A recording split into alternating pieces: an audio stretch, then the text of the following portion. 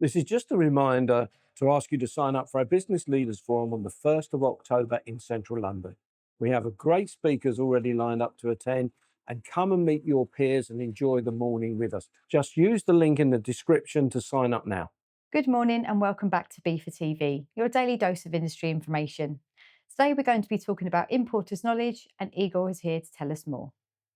So good morning, Igor. How are you doing? Good morning. Well, thank you. Good, good. So we're here to talk about importers' knowledge. So for those who are watching but are not familiar, can you briefly explain what importers' knowledge is?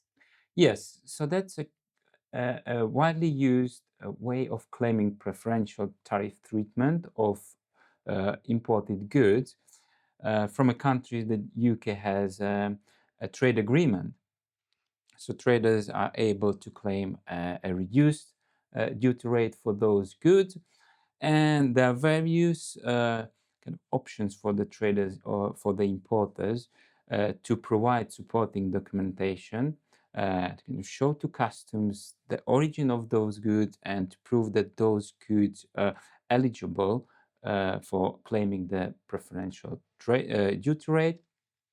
And I'm sure you heard about um, options to apply for preferential duty rate using an origin declaration, Okay, yeah. which is done by the exporter, and it's added on the invoice or any other commercial documentation.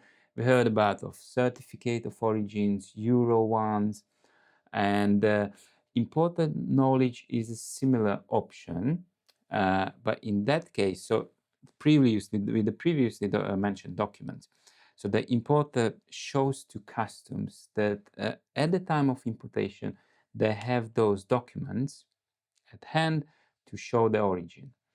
And with importer's knowledge, when it's used, the importer declares to customs that yes, I have all of the required documentation at hand, where if customs ask for it, so I can produce it and I can show it to the officers and prove the origin of the goods, and of course that they're eligible for that preferential duty rate.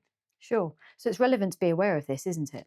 Yes, and the reason we decided to give an update to the members, there are two things I would like to mention. So one is that we received a number of inquiries from members uh, that importers getting in touch with the agents, with freight forwarders, and asking them to clear goods using importers' knowledge, and the amount of those type of import shipments are kind of increasing. And the second thing why it's because a number of trade agreements between UK and other countries Yeah. is adding this option.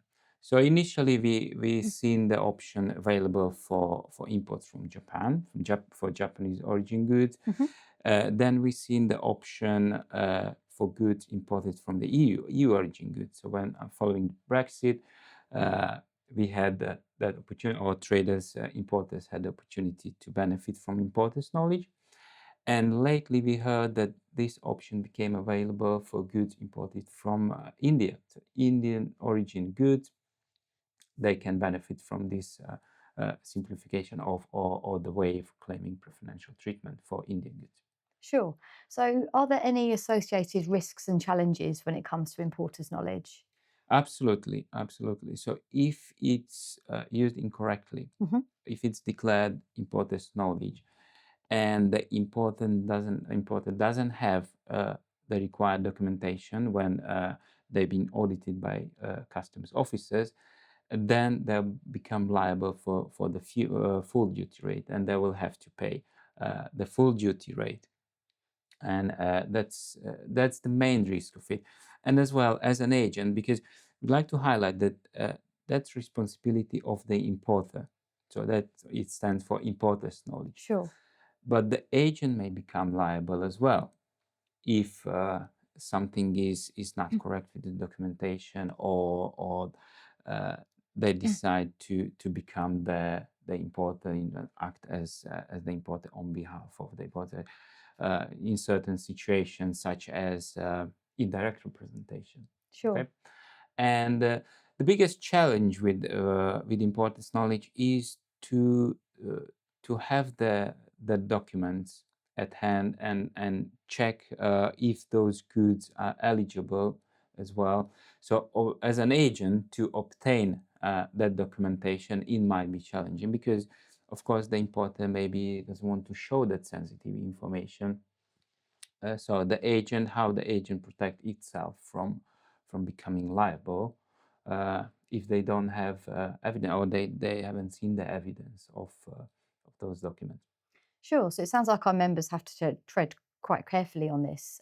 So how can our members alleviate those risks and those challenges? It is, you're absolutely correct. And as we mentioned many times, due diligence, know your customer. So that's your first main thing to check. Even though, as I mentioned, it's the importer's responsibility. So you have to make sure, if you act as a direct agent, so you have to make sure that your customer is properly established in the UK for customs purposes, and make sure you request to see the documentation on which they will be claiming the preferential duty rate.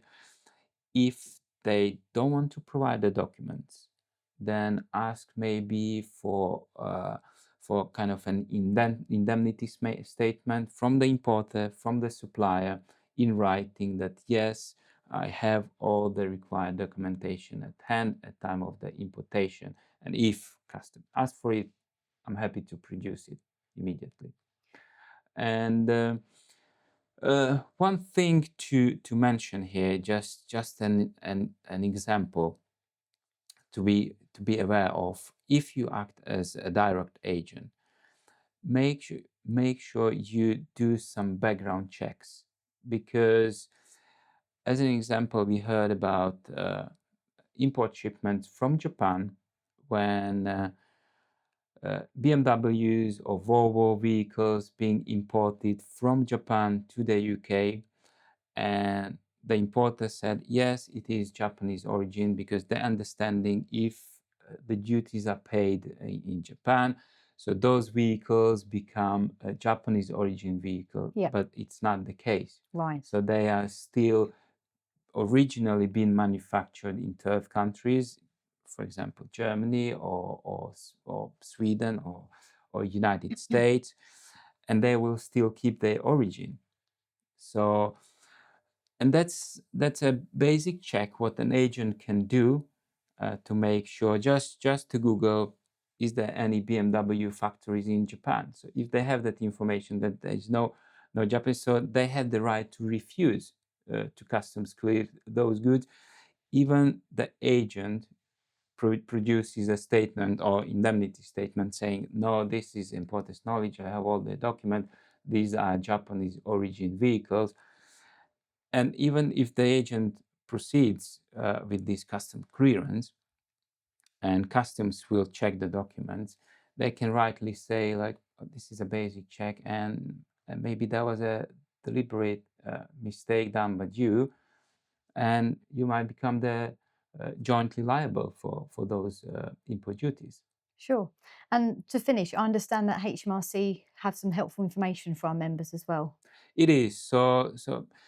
There's quite vast information available on importage knowledge, and we got contacted HMRC, mentioned this to them as well, and they understand that the risk of importage knowledge, and I believe they're working on some additional notes, additional guidance, highlighting the risk and the complexity of imported knowledge shipments. So hopefully in the near future, we'll see that additional guidance available for members.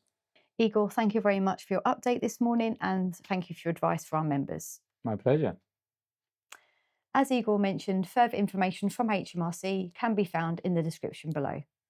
That's all for today's episode of B4TV, your daily dose of industry information. This is just a reminder to ask you to sign up for our Business Leaders Forum on the 1st of October in central London. We have a great speakers already lined up to attend, and come and meet your peers and enjoy the morning with us. Just use the link in the description to sign up now.